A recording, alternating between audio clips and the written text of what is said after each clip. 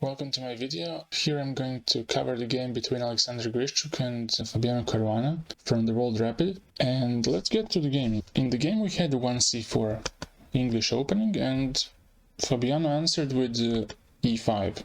And in the previous video you saw how Abdusattoru played against Nepomniachtchi, and also in the video before that you saw how he played against Carlsen. He played knight c3, but here Grischuk allowed a different variation. He played knight f3. It can transpose, of course, to 4 knights with knight c6, knight c3, knight f6, and the variation with e4.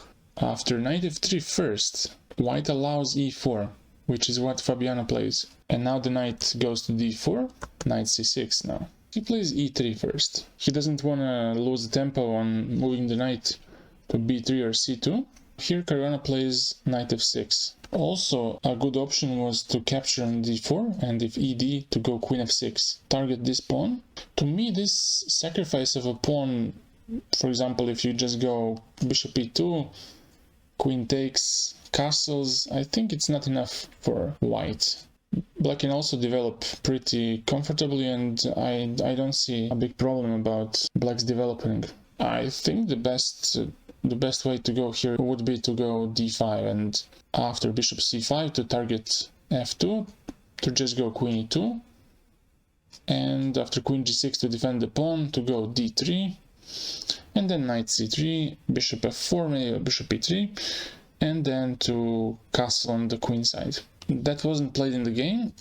In the game, knight f6 was played, and now knight c3. The pawn on e4 is slightly overextended and white wants to use that fact.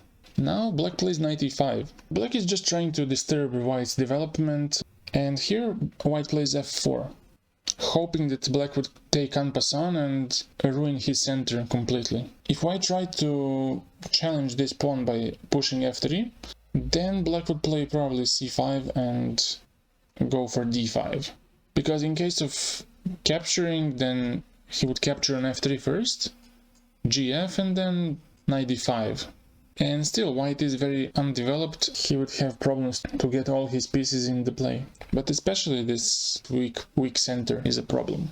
Here, if white tries to attack the e4 pawn by queen c2, black again has this option of c5, and after knight b3, to go d5. And now the point is that after capturing on d5, black has c4 with knight d3. And he will eventually capture back this pawn d5. In case of knight f5, black would play d5 immediately and just continue the initiative. So he didn't try any of these queen c2 or f3. He tried f4, trying to provoke capturing and then maybe to capture back with the knight, push d4 and have some center. He doesn't take on f3, he plays knight d3, which forces white to capture, of course, ed, and now this d3 pawn is bothering white in some way. It limits the pieces in a great deal. He castles and now d5. White took, knight d5, and after some exchanges, Grischuk plays b4. He wanted to dislodge this pawn, and by not allowing c5, c4, this pawn might become a weakness someday. With b4, white expands on the queen side, and with b4 he's ready to start a pawn storm on the queen side. And now b6. He wants to fianchetto his bishop, targeting g2, bishop b2, bishop b7, and now rook f2. All this time bishop b4 was impossible because of queen a4 check and losing the bishop on b4. Black is modest and plays bishop e7. He's staying flexible, not deciding where to go. And now bishop c3 by Grischuk.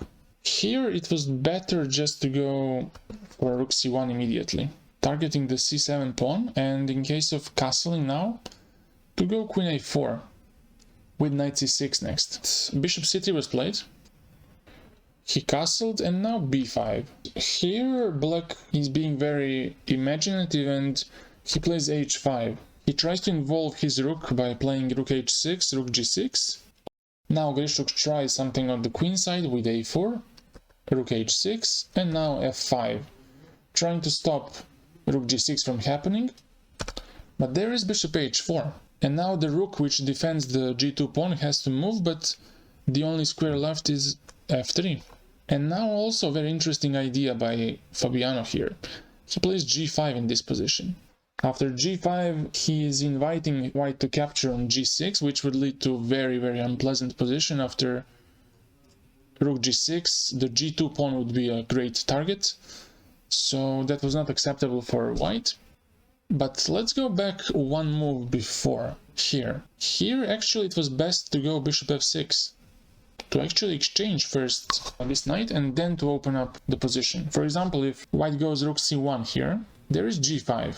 If white waits, then black pushes g4, and even though the position is closed, this battery is very dangerous on the long diagonal. I would not play with fire here. If you capture on g6, then black takes on d4, takes and goes rook g6.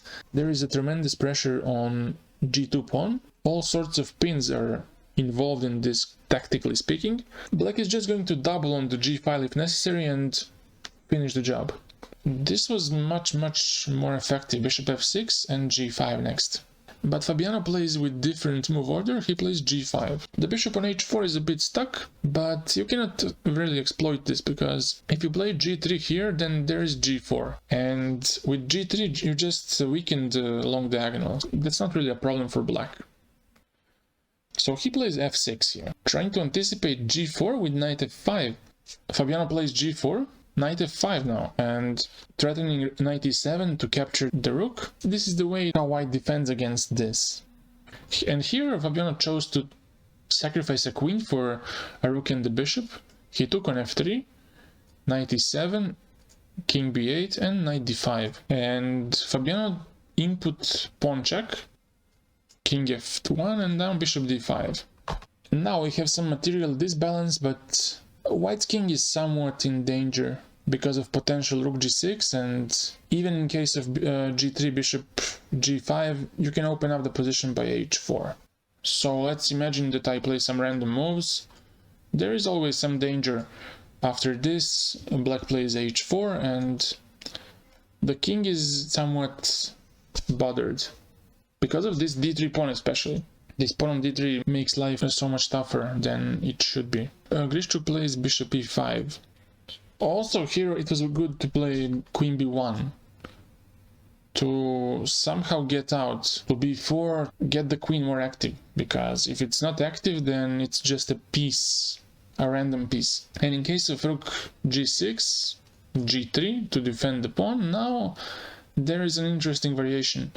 Using the fact that white has less space, it's not so easy to untangle from this position. Now black can capture, take, and now h4. If gh4, then rook g1 would be played, and after this you do not capture on b1, you go back, and after this to go bishop e4. It's really unpleasant for white. I don't know how he would defend against rook g8 and a checkmate. Maybe queen b4, but there is always rook g4 and still you have a problem with rook g8. And also bishop g2 is a threat, so you cannot go bishop e5 with bishop h2.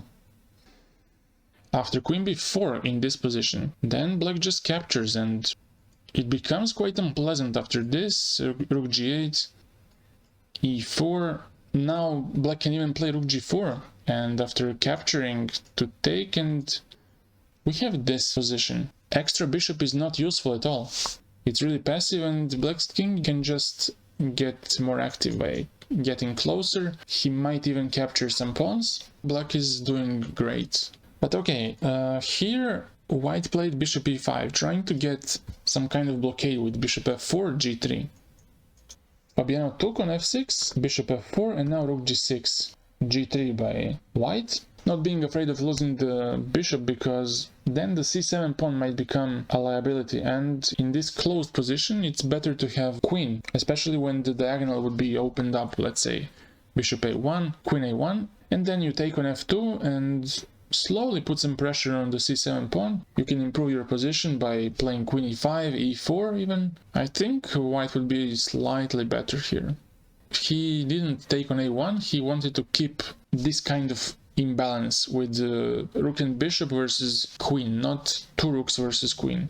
He played bishop g5, and here it was the moment to go for queen h5, and after this capturing, after rook e6 to go rook c1. And this position is still very complex, but I think that white should be okay here. For example, if black plays rook e8, then white can capture, and after this I would say that white has good chances, because he would eventually capture on d3 and start pushing the kingside pawns. But in the game what happened was that white took on g5, rook g5, and now king f2. I think this was the crucial mistake in the position. It appears to be that white just lost time with this move, and that it was time to play a5 here. And after h4 to go queen a4, to somehow try to block the diagonal for the bishop by e4, and in case of this, to capture. If he took the second time, then there is e4, and after bishop b7 to capture, take, and then to take on f2. And now the king is not in so much danger as in case of when bishop is on e4, because he always has an escape square towards e3 and d4. White played king f2, and now the position starts opening up without white having the e4, which liberates his king. His king stays in this cage. He wanted to break free by e4, but after bishop e4, queen e1, black took on g3 and went rook f5. And now the problem is that the king cannot run to e3 because of simple bishop b7, getting the bishop away and threatening to go rook e5 or rook e8. White doesn't have many good choices. He went for king g1, and now black just steps away by bishop d5. Next move is going to be rook h8 with rook h1, so white tries to do something with g4, but now rook g8, attacking this pawn, pinning the king, and now white wants to go to defend this by queen g3, but rook f3 was played, queen g2, now f5, attacking this pawn, which forces white to go g5, but after f4, now the big threat is also rook g3, taking the queen, and in this position Grischuk resigned because there's nothing to do here. Because if you escape by king h2, there is always this check. And after this you have rook g3.